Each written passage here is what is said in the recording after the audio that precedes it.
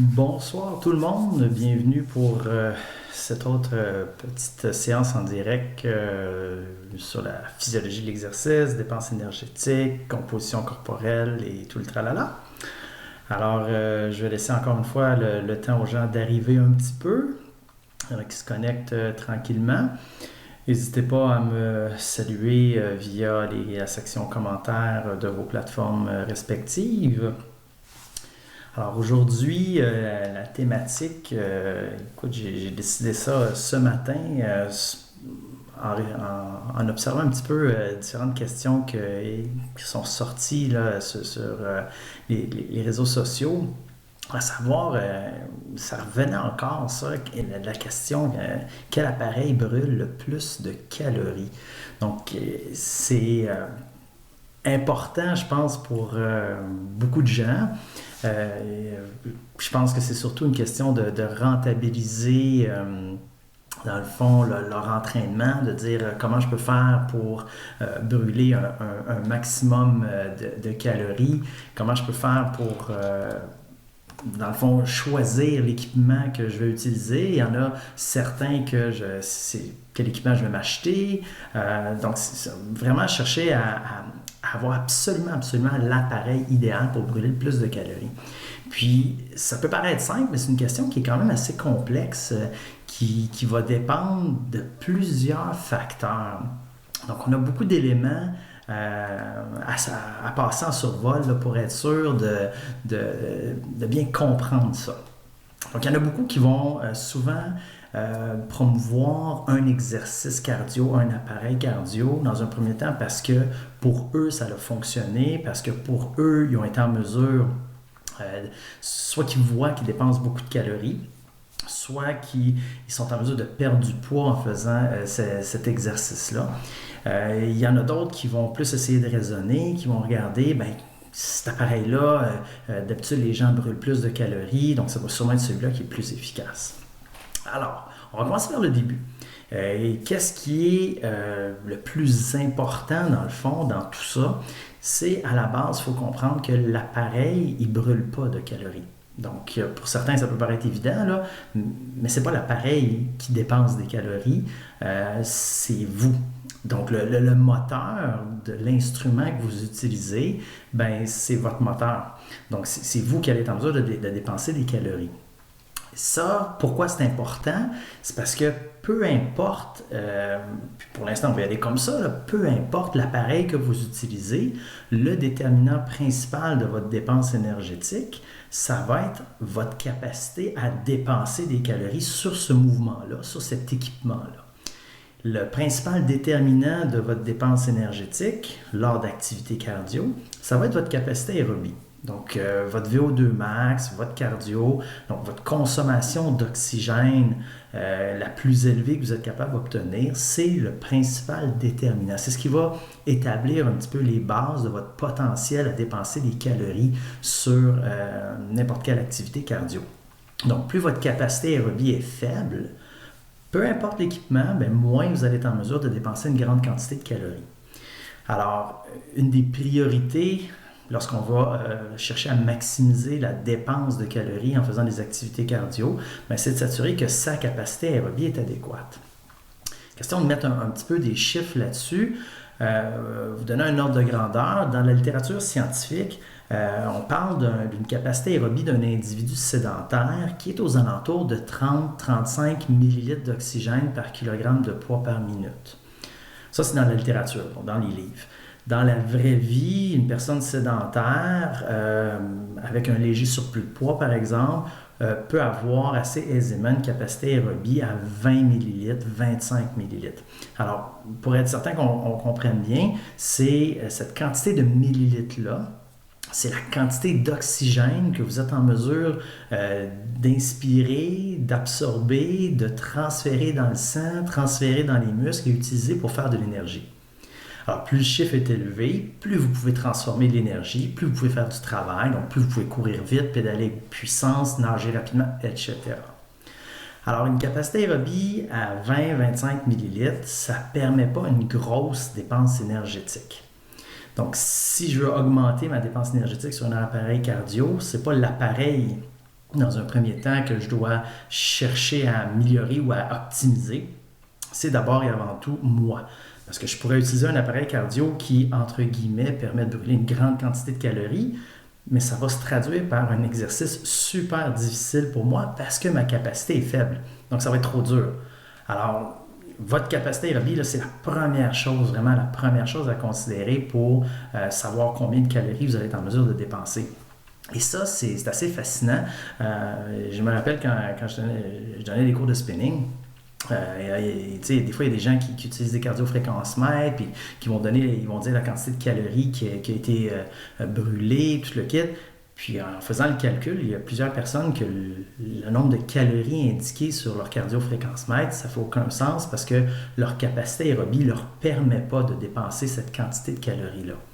Alors ça, c'est quelque chose de super, super important. Là. Je ne mettrai jamais assez d'emphase là-dessus. Votre capacité aérobie, c'est le premier déterminant là, de la quantité de calories que vous allez être en mesure de dépenser.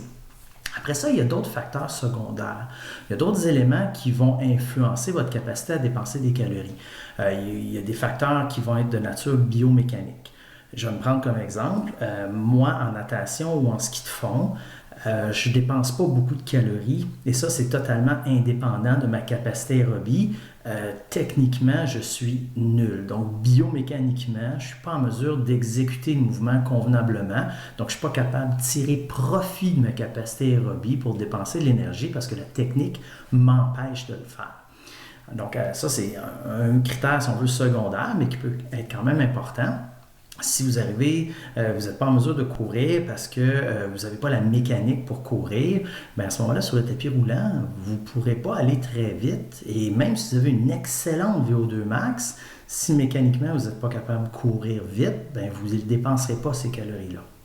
Alors, la technique, la biomécanique qu'on a utilisée sur un appareil peut déterminer un peu notre potentiel à dépenser de l'énergie. Ça peut jouer aussi des deux côtés. Ça veut dire que si je ne suis pas parfait, par exemple, j'ai une technique de course qui est correcte, sans plus, mais qu'est-ce que ça veut dire, ça, d'un point de vue dépense énergétique? Ça veut dire que je ne suis pas excessivement efficace. Donc, ça veut dire que je vais gaspiller de l'énergie. Alors ça, c'est quelque chose qui est quand même assez intéressant lorsqu'on parle de dépense énergétique. C'est-à-dire que lorsque je vais vraiment me donner, ben, je vais brûler un peu plus de calories parce que, dans le jargon, moi j'utilise le terme moron-moteur, parce que mécaniquement, je suis un peu tout croche. Et donc ça, c'est de l'énergie qui se gaspille. Donc ça peut augmenter ma dépense énergétique. Alors, ça joue jusqu'à un certain point. Donc, si je suis trop moron-moteur, je ne suis pas capable d'exécuter la tâche, ma dépense énergétique ne sera pas bonne.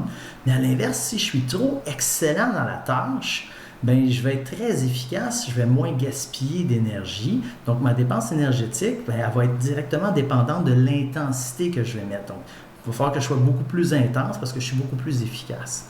C'est une adaptation qu'on remarque au début. Il y a des gens qui commencent sur, je vais prendre l'exemple du tapis roulant, commencent sur le tapis roulant, puis tout d'un coup, après une semaine, 2 semaines, ils s'améliorent énormément. Là, ça va mieux, c'est beaucoup plus facile, puis ils pensent qu'ils sont métaboliquement plus efficaces, qu'ils ont une meilleure capacité aérobie.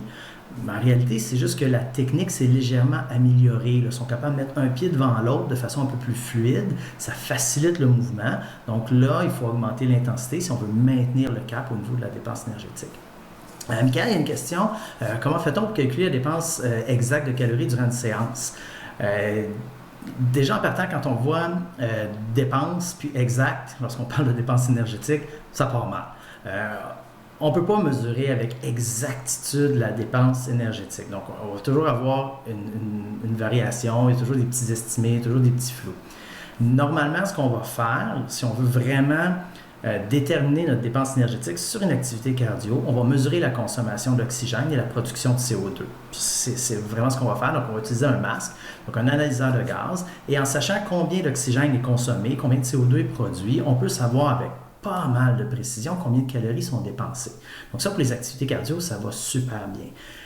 Tout ce qui est le reste, donc tout ce qui est accessible pour le commun des mortels, soit les fréquences cardiaques ou encore les prédictions qui proviennent des appareils, donc c'est des algorithmes de calcul, mais à ce moment-là, ça perd de la précision. Si je prends un tapis roulant, le tapis roulant va être quand même assez précis pour déterminer le coût énergétique de la course à une vitesse donnée avec une pente donnée. Ce qu'il ne connaît pas, par contre, c'est exactement ce dont je parlais, c'est votre efficacité à courir. Si vous êtes super bon à la course ou si vous êtes moron moteur, ben pour une même vitesse, pour une même pente, la dépense énergétique ne sera pas la même.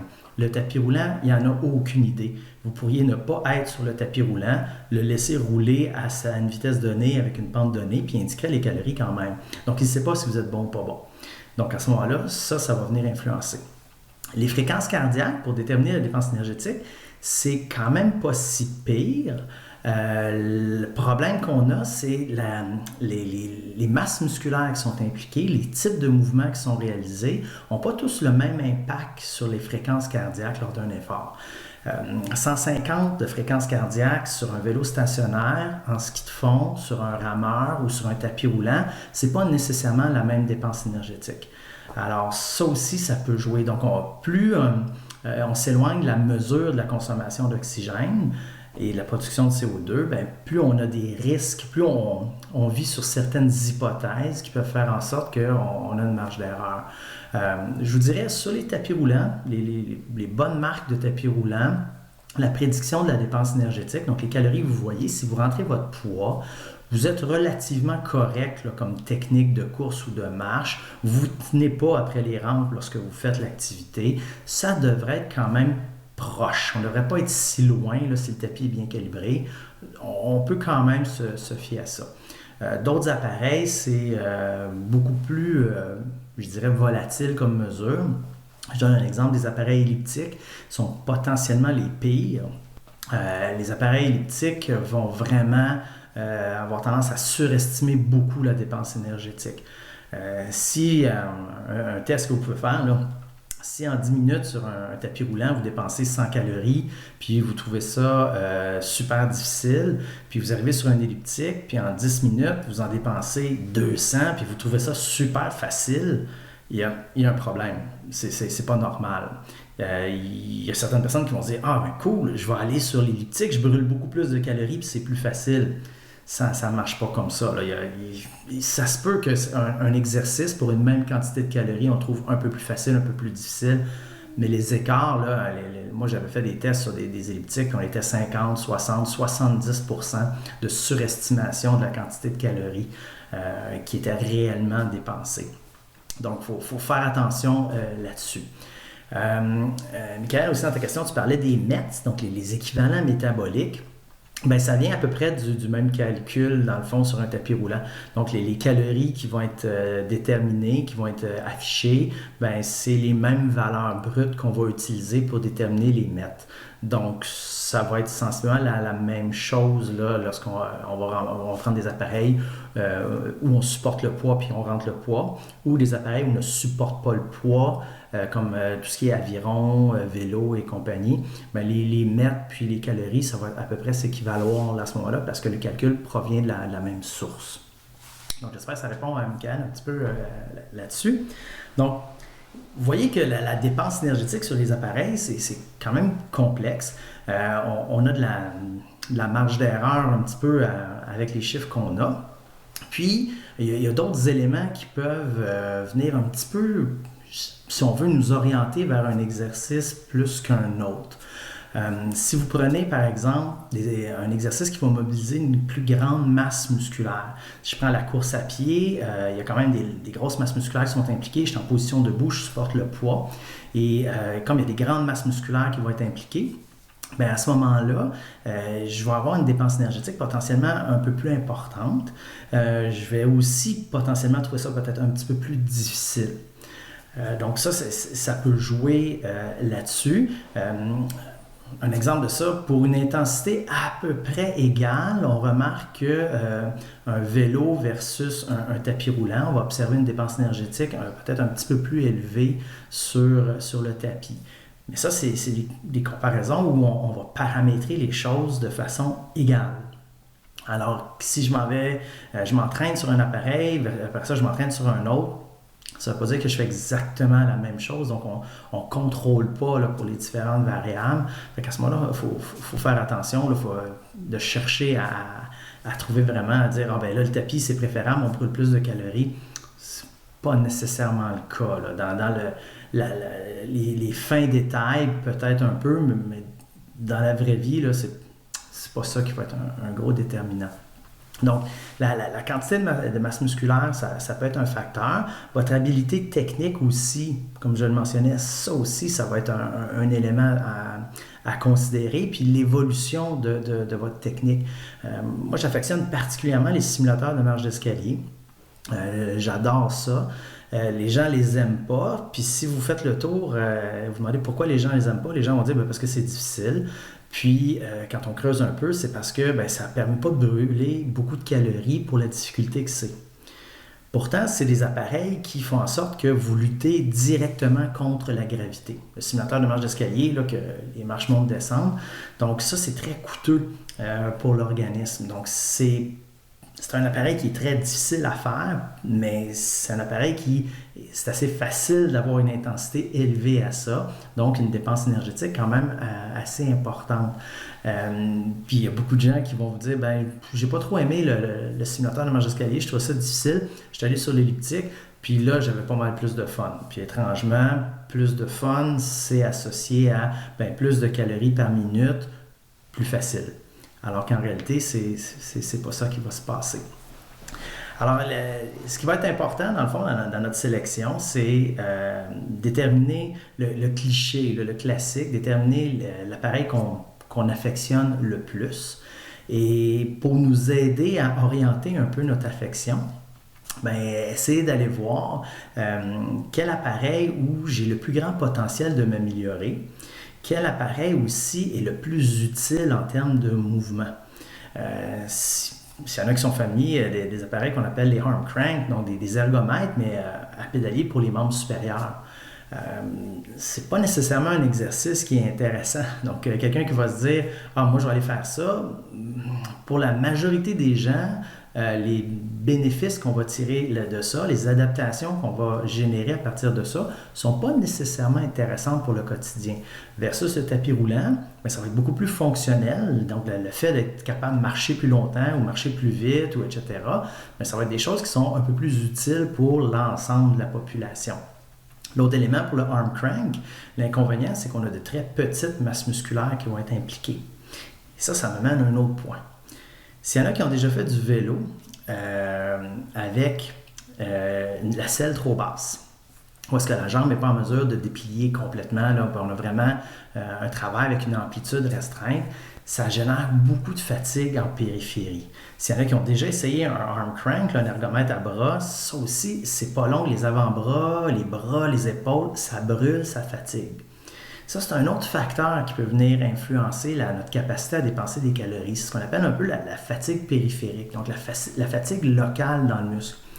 Lorsque je pédale avec une selle trop basse ou lorsque je mobilise des petites masses musculaires, ce qui arrive, c'est que j'ai un risque un peu plus élevé de développer de la fatigue localement. Donc, dans le muscle, il y a des paramètres qui font en sorte que j'accumule certains substrats, certains métabolites qui sont associés à une réduction de notre capacité de contracter, notre capacité d'utiliser l'oxygène.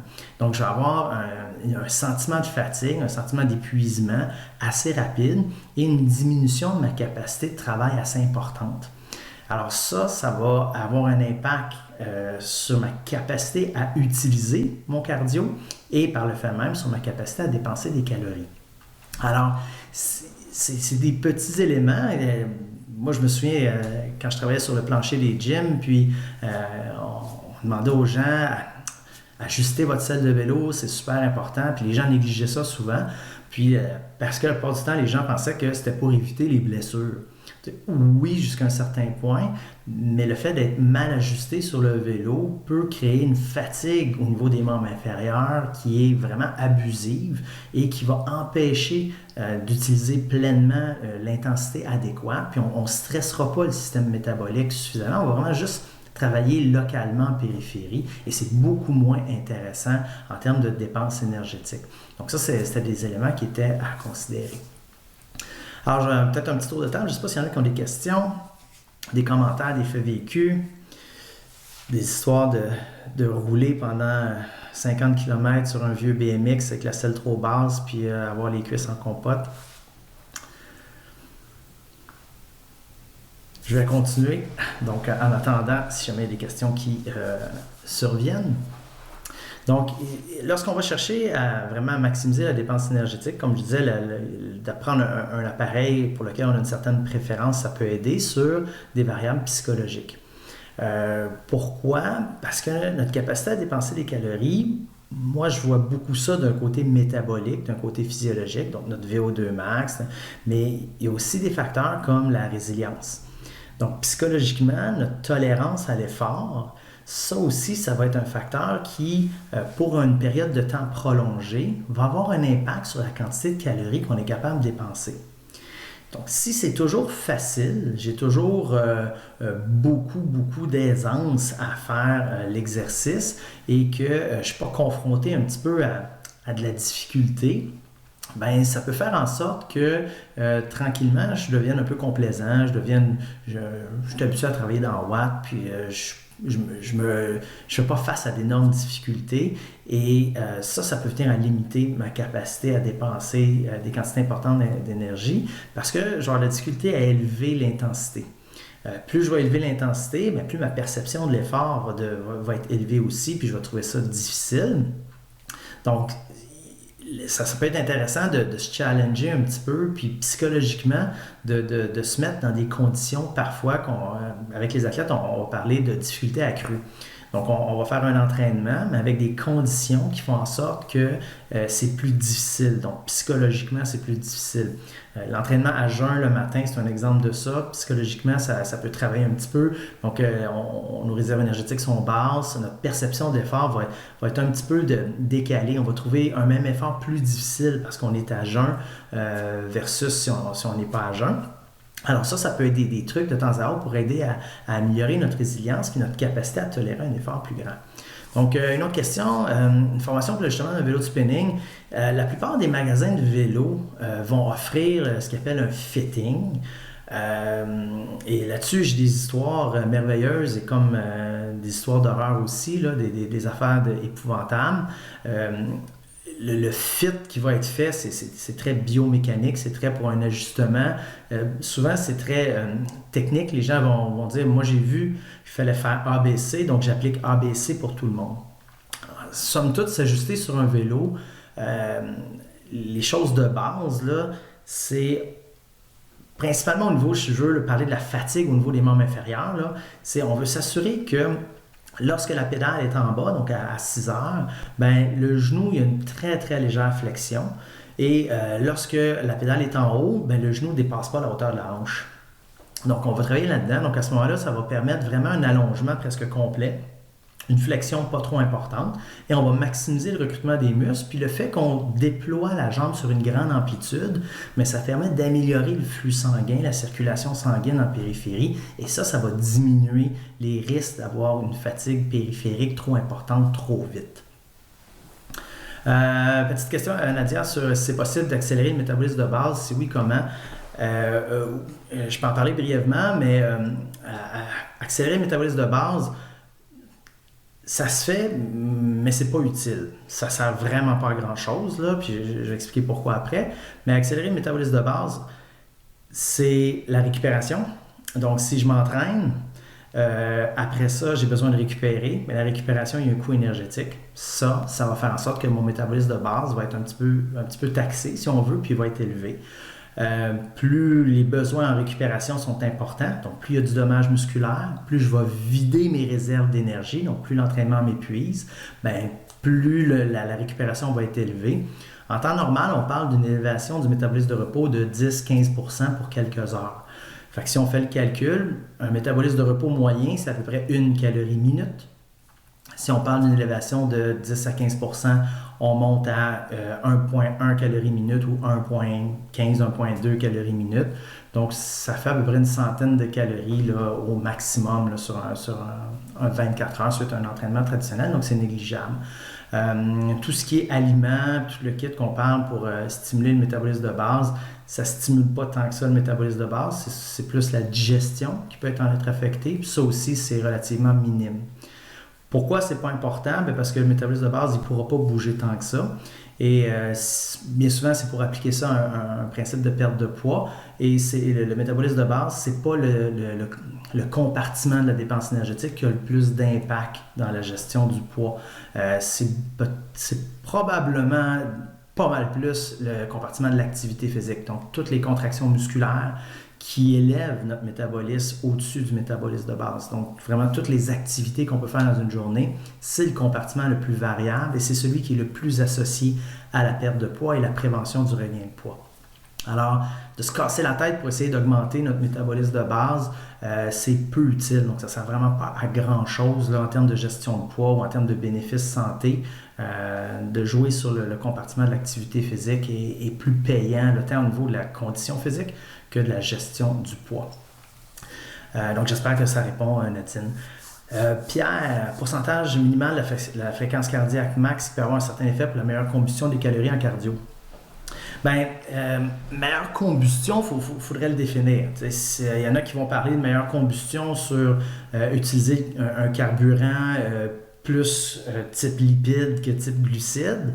Donc ça, il y a le classique, là, ce qu'on appelle, désolé pour l'anglicisme, le point crossover. Donc à peu près à 60-65% de la capacité aérobie, environ 70-75% à peu près là, des fréquences cardiaques maximales théoriques, mais c'est là que la combustion est optimale. Donc, ça veut dire que c'est là qu'on va brûler la plus grande quantité de lipides. Donc, en anglais, ils disent le fat max. Donc, c'est vraiment là qu'on va oxyder la plus grande quantité. Ceci étant dit, si c'est fait dans une optique de perte de poids, c'est très peu utile parce qu'encore une fois, quand on fait les calculs, oui, la proportion, la mixture du carburant est intéressante parce qu'il y a une grande quantité qui est allouée au gras, mais en valeur absolue, on parle de quelques grammes de gras et non pas de kilos. Donc ça a peu d'impact comme tel. Par contre, ça devient intéressant ce point-là de notre oxydation maximale de lipides pour les sports d'endurance. Donc, plus on est en mesure de repousser cette quantité maximale d'oxydation de lipides-là à un niveau élevé, plus c'est intéressant parce que plus je vais être capable d'être intense, utiliser une bonne quantité de gras, puis économiser mon glycogène musculaire et hépatique. Dans les sports d'endurance qui se prolongent, les réserves énergétiques de sucre dans les muscles et dans le foie, donc le glycogène, c'est un déterminant, là, c'est un facteur limitant dans la performance. Si on parle de quelqu'un qui a une course d'ultra-endurance à faire, bien, on va essayer de tourner à peu près aux alentours du point d'oxydation maximale des lipides pour économiser les réserves de glycogène. Alors, ce qui est intéressant à ce moment-là, c'est d'effectuer des entraînements pour repousser ce point-là et essayer qu'il soit le plus haut possible. Donc, on va avoir une capacité aérobie la plus élevée et un point d'oxydation maximale des lipides aussi qui est le plus élevé possible. Ça nous permet d'avoir une plus grande vitesse sur des réserves énergétiques qui sont pas inépuisables, mais qu'on ne peut pas épuiser là, sur une course. Là. Les réserves de gras, c'est pas en faisant un 100 km là, qu'on va les vider là, comme tel. Alors, je ne sais pas, Pierre, si ça répond à ta question là-dessus, là, sur meilleure combustion des calories. Sinon, si on parle de quantité totale de calories brûlées durant un exercice, mais il y a la problématique de l'intensité. Plus je suis intense, plus je risque d'accumuler de la fatigue et ça va faire en sorte que je vais être capable de travailler moins longtemps. Alors là, si j'ai une intensité trop élevée, je vais avoir une durée potentiellement plus courte.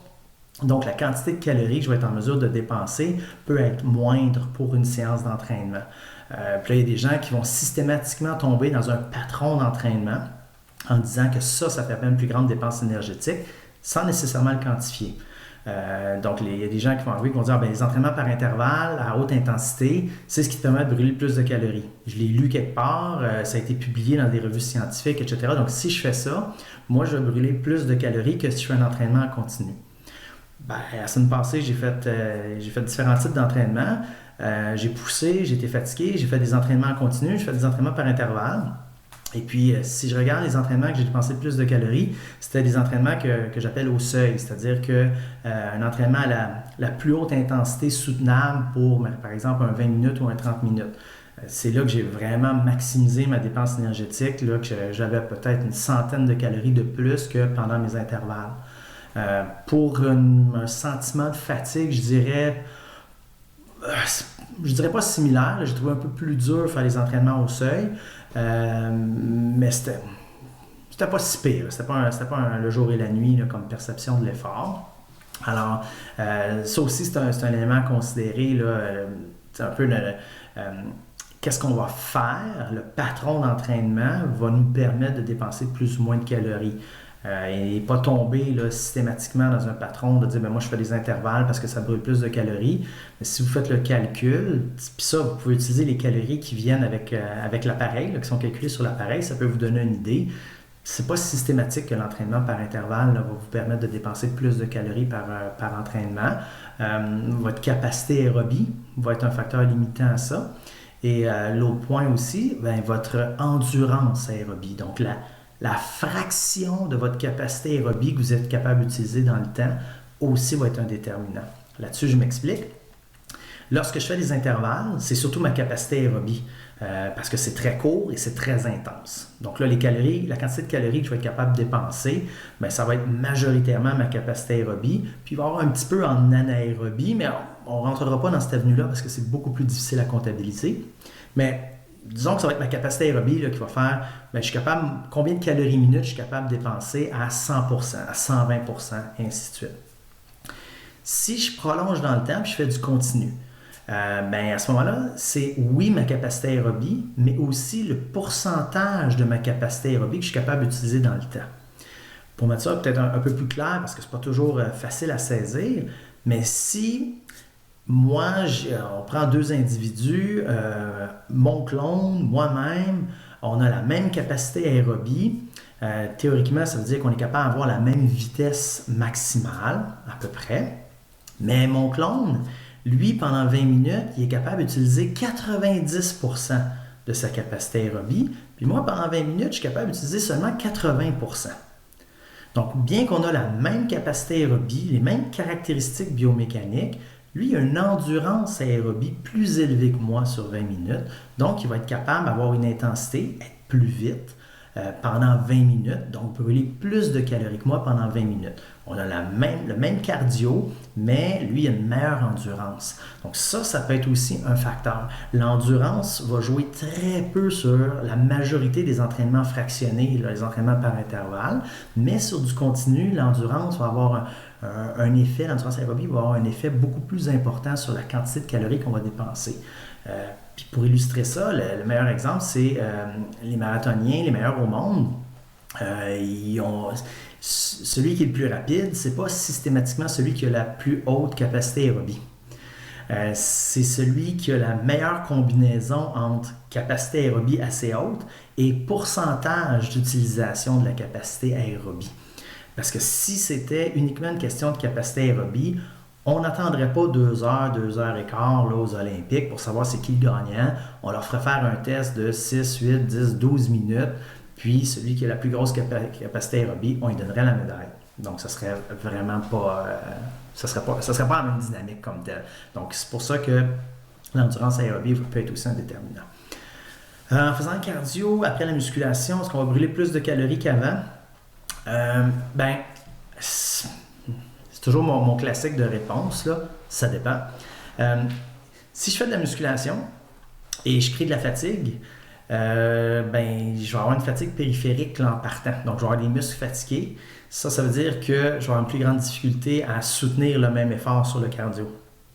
Donc, la musculation avant peut créer un effet de pré-fatigue qui va diminuer ma capacité à dépenser des calories et à ce moment-là, va limiter la quantité de calories que je vais dépenser. Puis c'est à peu près la même chose. Là. Il y a des gens qui vont faire la musculation avant en disant que ça va favoriser l'utilisation du gras sur le cardio après. Pourquoi? Ben, parce que la musculation va vider les muscles de leur glycogène et à ce moment-là, quand on va faire le cardio, on va brûler plus de gras. Ça aussi, c'est pas tout. c'est pas tout à fait ça. Là. Pour faire une séance de musculation qui va épuiser les réserves de glycogène dans les muscles, c'est de la grosse séance de musculation. Je me vois mal aller faire du cardio après ça. Et si je fais juste un petit peu de musculation, ben, les réserves de glycogène vont être très peu affectées et ça ne jouera pas là, sur mon oxydation des substrats là, ensuite de ça sur le cardio.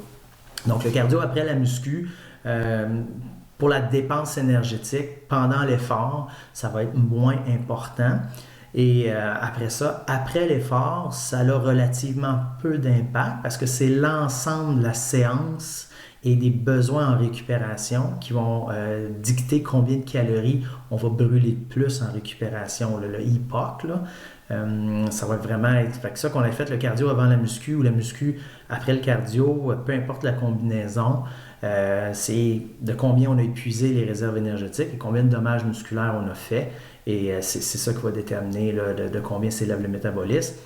Puis, comme je dis toujours, dans une optique de gestion de poids, ça ne vaut pas la peine parce que plus on est hypothéqué suite à l'entraînement, oui, il y a une élévation du métabolisme de repos, mais cette élévation-là, elle est souvent complètement effacée par notre état plus léthargique après. Donc, on bouge beaucoup moins dans la journée ou on a beaucoup plus d'appétit, puis ça va faire en sorte qu'on n'est pas gagnant sur 24 heures. Là. En lien avec l'hypertrophie maintenant, donc une question par rapport au potentiel d'hypertrophie, est-ce qu'il est meilleur de garder le cardio après la séance, puisqu'avant on pourrait fatiguer le muscle? Ça aussi, je suis en train de travailler sur une formation sur l'hypertrophie et c'est pas mal plus complexe que ce qu'on décrit actuellement. Là.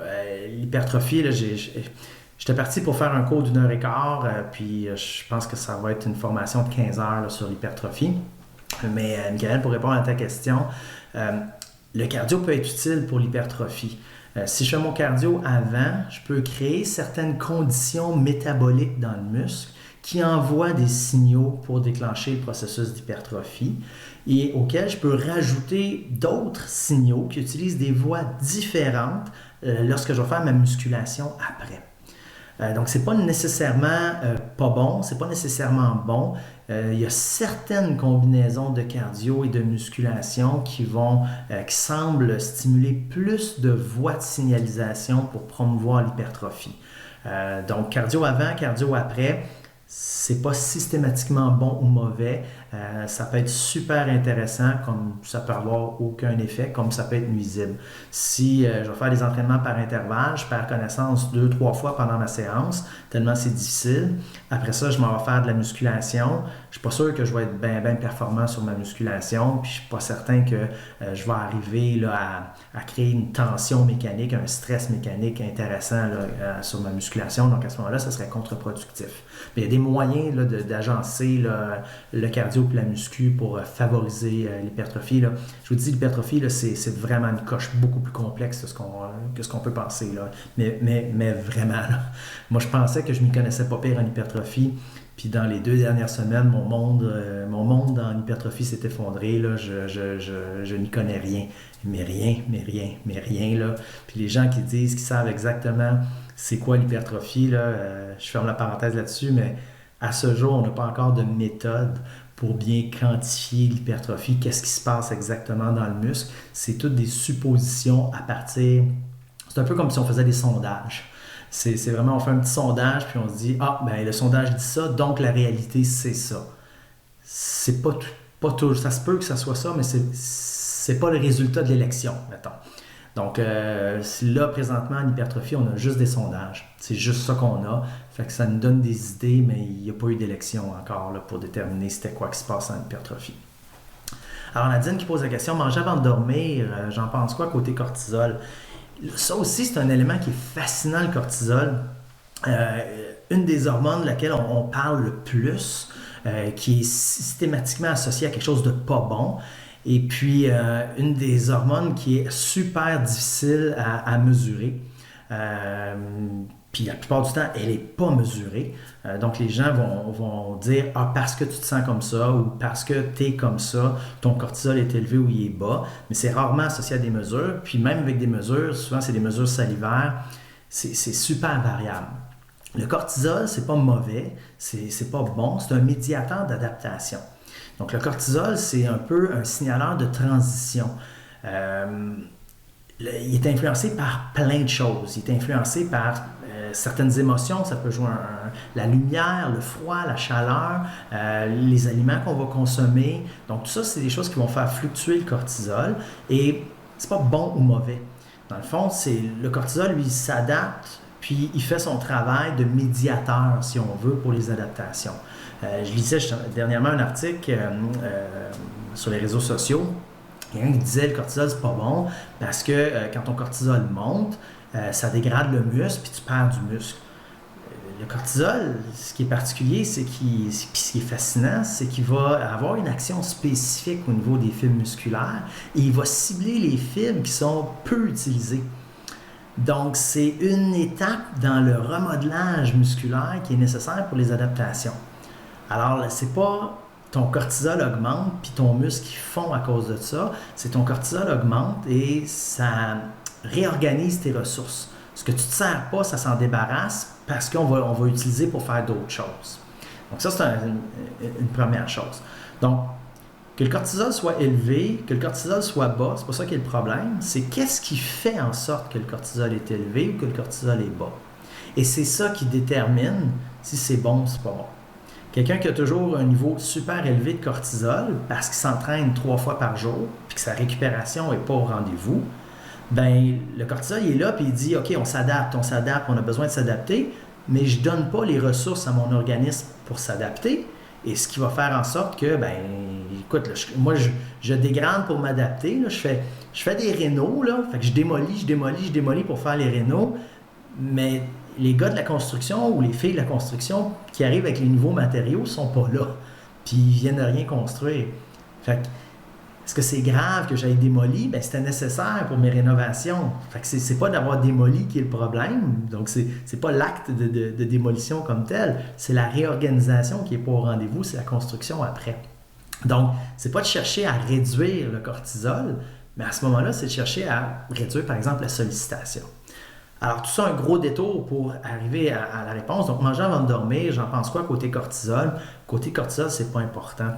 C'est pas vraiment un déterminant majeur pour la majorité des gens. Manger avant de dormir, par contre, si ça fait en sorte que je dors moins bien, bien ça, c'est problématique.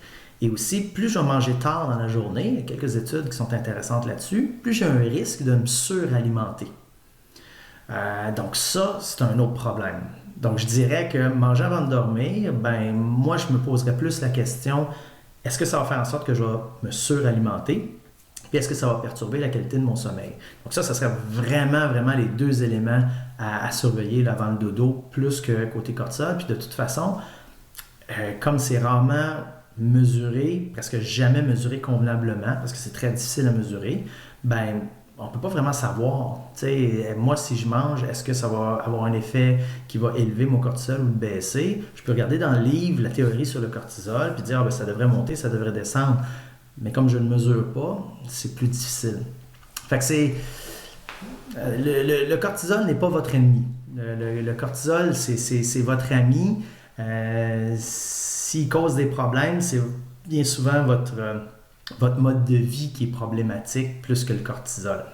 Puis c'est pas en agissant directement sur le cortisol, parce que dans le fond, tu consommes un peu de glucides, puis ton niveau de cortisol va baisser, mais ça ne règle pas le problème. T'sais, si tu ne récupères pas, par exemple, puis si tu te surentraînes, tu peux observer des niveaux de cortisol qui baissent, parce que tu peux arriver avec différentes interventions à le faire baisser, mais ça ne veut pas dire que tu récupères puis tu règles ton problème. Fait que tu peux avoir des niveaux super beaux de cortisol, toujours pas avoir de récupération, puis avoir encore de la contre-performance. Fait que c'est ça, c'est complexe. C'est complexe. Ah, le café, qu'est-ce que j'en pense? Je suis toujours un petit peu hésitant parce que je me fais juger quand je parle du café. Bon, d'abord, je dois avouer que je bois du café de temps à autre, principalement pour son effet dopant, stimulant. Moi, j'ai beaucoup d'appréhension par rapport au café. J'ai beaucoup de crainte par rapport à ça parce que la caféine, c'est probablement la substance psychoactive la plus commercialisée et la plus consommée au monde. Ça cause une dépendance physiologique. La réponse au niveau de la population est excessivement variable. Il y a des gens qui sont hypersensibles, des gens qui sont un peu plus résistants. Certaines personnes aussi peu que 300-400 mg de caféine, 3-4 petits cafés, ça peut être suffisant pour causer une accoutumance. Alors, c'est quelque chose. Je fais toujours un petit jeu, moi, avec les gens quand je parle de café. Je leur dis de remplacer le café dans leur vocabulaire, le mot café, par héroïne. Puis quand on fait ça, on passe pour des vrais junkies. Le discours qu'on a, moi je dis aux gens, est-ce que tu pourrais arrêter le café? Les gens disent, tu veux que j'arrête le café? Moi, je pense ça juste de même, là, c'est pas un problème. Fait que si on remplace par héroïne, alors moi, l'héroïne, là, je prends ça juste de même, là, puis je peux arrêter n'importe quand, là, c'est juste, j'aime le goût, puis je trouve ça. Ce sont assez rares les gens qui aiment vraiment, vraiment le goût. Le petit buzz, le petit effet stimulant, là, le petit hype, des fois est subtil, c'est souvent ça. Alors, pour répondre à ta question, Michael, à partir de quand faut-il arrêter d'en boire si on veut éviter de perturber son sommeil? Il y a des gens qui vont consommer un café le matin et qui vont avoir un moins bon sommeil la nuit. Donc, ça peut avoir des effets quand même sur une longue période. Et c'est pas parce qu'on s'endort. Par exemple, les gens disent, moi, là, je peux prendre un café puis je m'endors tout de suite après. Mais ça ne veut pas dire que tu vas avoir un sommeil qui est efficace et qui est réparateur. Alors, il faut faire attention. Idéalement, moi, le café, je m'en priverais. Donc, je mettrais ça de côté parce que, bien qu'on y associe certains bienfaits potentiels, ça demeure beaucoup à l'état de corrélation. Moi, je dirais qu'il y a plus d'inconvénients potentiellement à consommer de la caféine ou tout autre stimulant, principalement parce que ça va masquer l'effet de fatigue. Et ça n'enlève pas la fatigue. Donc, quelqu'un qui est brûlé, qui prend du café, il redevient fonctionnel, il devient hyper, il est stimulé, tout le kit. Mais la fatigue est encore là, elle n'est pas partie. On a, de façon extrinsèque, on a stimulé le système. Mais le système il était fragilisé, là, il n'avait pas récupéré. Donc là, on l'a stimulé, on lui donne des électrochocs. Mais ça veut dire quoi? Ça veut dire que le lendemain, je vais être encore fatigué. Qu'est-ce que je vais faire? Je vais me stimuler. Puis après ça, si ça ne marche pas, cette dose de stimulant-là, je vais augmenter, etc., etc., etc. Alors, moi, c'est ce patron-là, c'est cette hygiène de vie-là que je trouve problématique. Donc, si l'utilisation, la consommation de café vient masquer la fatigue, masquer les besoins en récupération, c'est très problématique. Mais vraiment, là, moi, j'ai déjà eu des athlètes qui étaient en surentraînement, puis ça a pris des semaines et des semaines avant qu'on le réalise. Pourquoi? Parce qu'ils arrivaient toujours à performer à un certain niveau parce qu'ils consommaient un petit café pour faire le lien avec la question de Pierre, combiné au cardio. Avant leur entraînement, ils prenaient un café ou les pré-workouts avec la caféine dedans. Puis là, ils performaient, entre guillemets, normalement, pas mieux, pas moins bien. Fait qu'on se disait, ça va. Puis tout d'un coup, boum, ça crashait, là, ça cassait. Puis là, on avait un problème parce que, il fallait faire un sevrage de la caféine. Donc, ça aussi, c'est une problématique. Puis, l'autre élément, il fallait récupérer du surentraînement qu'on n'avait pas détecté pendant plusieurs semaines. Puis ça peut prendre des semaines, des mois. Dans certains cas, le surentraînement, ça peut prendre des années là, à récupérer. Donc, moi, je vous dirais, là, le café, là, c'est à prendre au sérieux. C'est pas juste un petit café. C'est une substance qui est puissante, qui a des effets sur le système nerveux, qui cause des dépendances. Donc, il faut bien gérer ça. Là. À la blague, je dis toujours, dans 10 ans, on n'aura pas le droit de boire un café en dedans de 9 mètres d'un lieu public. Pourquoi? Si vous remarquez les stratégies publicitaires des compagnies de café, c'est à peu près la même chose que les compagnies de tabac dans les années 70-80. Puis si vous regardez ça, là, quelqu'un qui aime bien les complots, les boissons énergisantes, c'est de la caféine. C'est dans le même principe, la même lignée là, du café, mais ça s'adresse à une clientèle plus jeune qui pourrait trouver le café moins de leur génération. Fait qu'on commence à introduire la caféine jeune et cool, puis après ça, ça transige vers toujours une consommation de caféine qui peut transférer vers du café. Donc, à faire attention. Moi, je n'aime pas l'utilisation de la caféine pré-entraînement. Donc, combiné au cardio. Pourquoi? Parce que je trouve que ça ramollit un petit peu la résilience. Donc, c'est quelque chose là, l'athlète est habitué au petit high, puis ça n'a pas tant un effet sur l'amélioration des performances.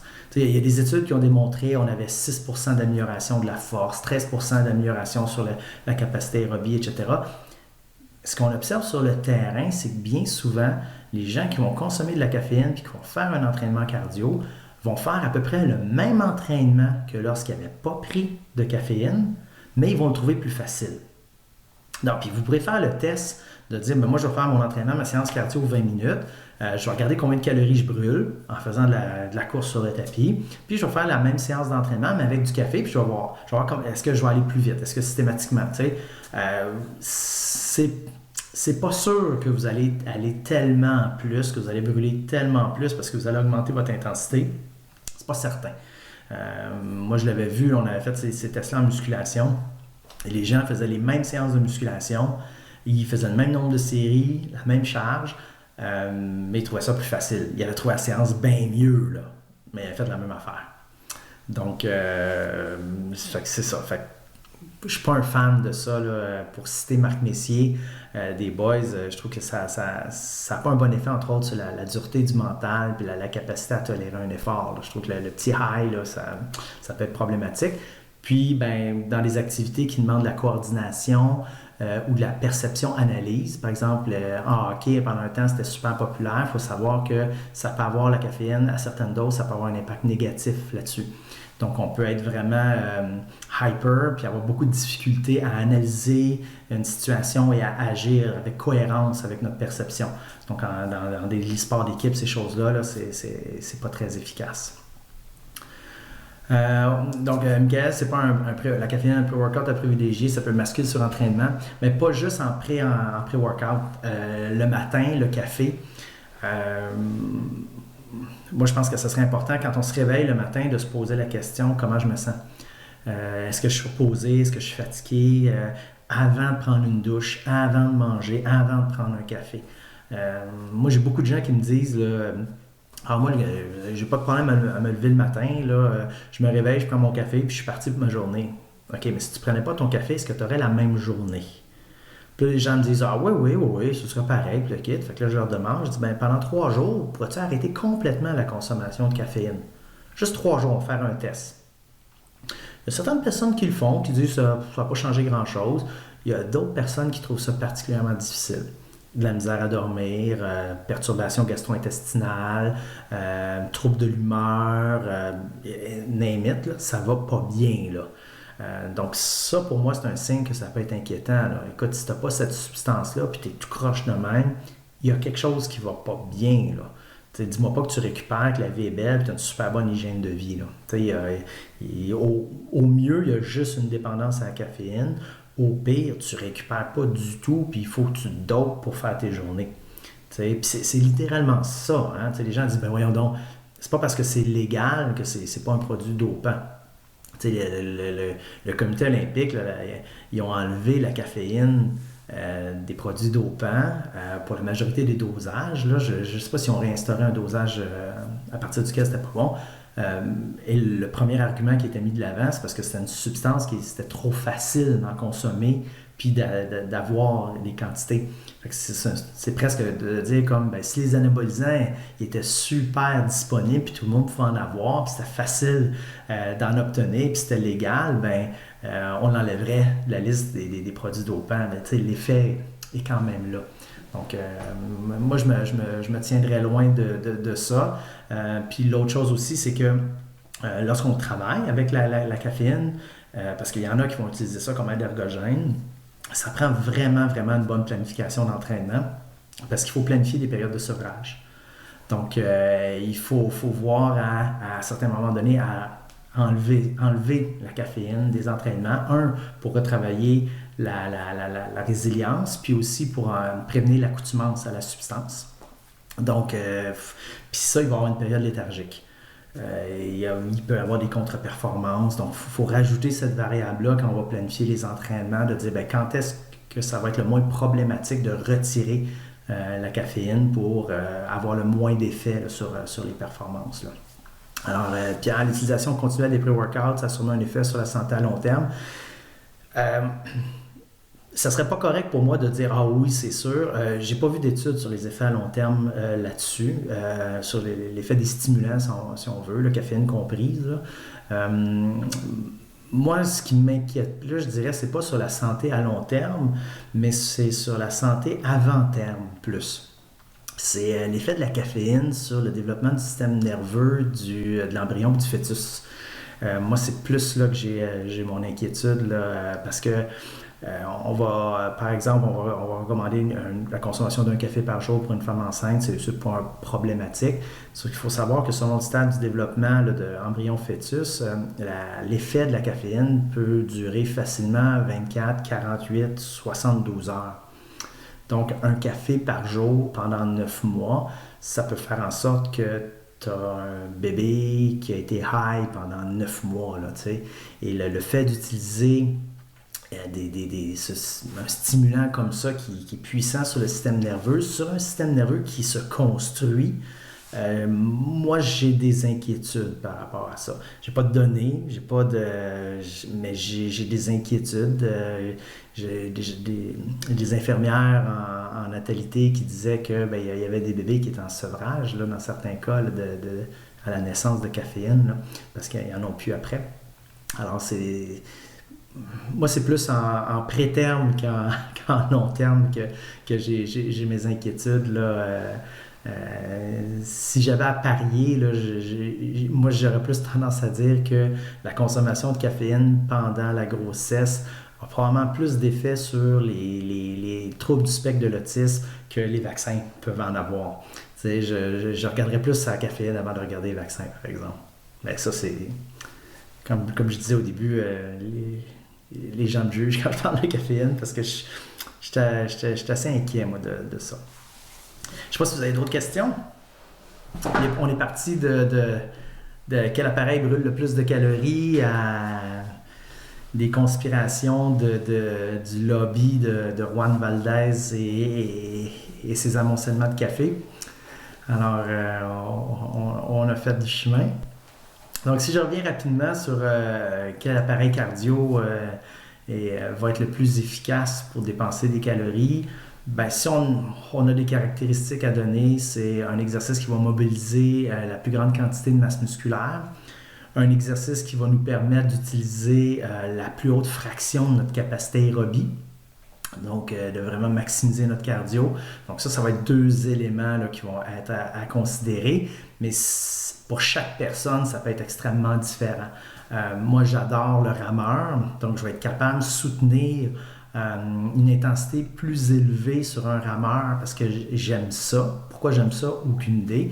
Que sur, par exemple, un simulateur de marche d'escalier. Je vais avoir moins de fun sur le simulateur d'escalier que sur le rameur. Je vais avoir moins de fun sur un vélo que sur un rameur. Donc, c'est vraiment là, après ça, c'est très individualisable là, si on veut. Faire attention aux calories qui sont indiquées sur les appareils. Ça ne veut pas dire qu'elles sont bonnes ou pas bonnes, mais dites-vous que si vous avez beaucoup de difficultés à dépenser 100 calories en 10 minutes sur un appareil et beaucoup de facilité à dépenser 100 calories en 10 minutes sur un autre appareil, il y a un problème. Ça devrait être quand même pas si loin. Là, la principale différence, c'est votre habilité technique à faire le mouvement. Donc, si vous êtes sensiblement aussi efficace sur un appareil puis un autre, pour une même quantité de temps, vous devriez dépenser à peu près la même quantité là, de calories. Là, ça devrait être proche.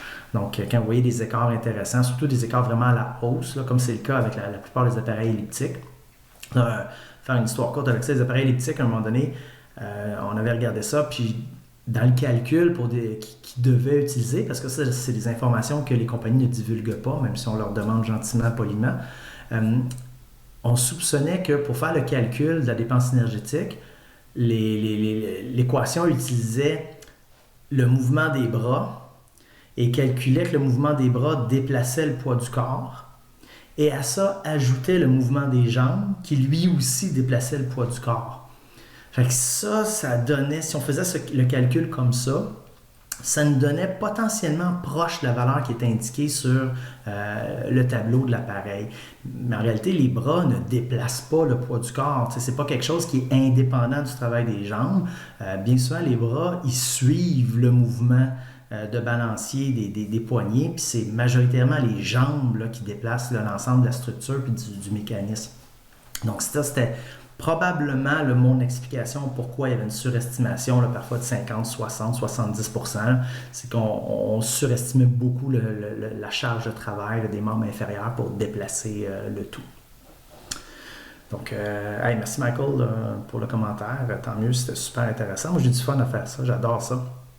Je trouve ça le fun. Puis, comme je mentionnais la semaine passée, n'hésitez pas si vous avez des questions là, pendant la semaine, vous pouvez m'écrire mso@drkin.com. Vous pouvez aussi me contacter via l'onglet Messenger sur mon site drkin.com, sur ma page Facebook Dr. Kin. N'hésitez pas là, à poser vos questions, là, ça va me permettre d'orienter les choses. Même chose, si vous trouvez ça le fun, parlez-en, plus on a de monde, plus ça peut être le fun, plus on peut avoir des opinions différentes, des interactions, des commentaires le fun. Donc, mon but, c'est pas de devenir le podcast par excellence, mais si on peut être un petit groupe, puis on se jaser une fois par semaine, puis répondre à des questions, puis peut-être éventuellement soulever des questions, ça peut être quelque chose de très intéressant. Là. Alors, je vais vous souhaiter une super belle soirée. Puis, comme je disais, n'hésitez pas à me contacter si jamais vous avez des questions, des demandes en particulier, des commentaires. Je suis bien ouvert, je fais ça pour le fun. Donc, là-dessus, je vais vous souhaiter une bonne semaine, puis en espérant vous revoir mercredi prochain. Bye bye!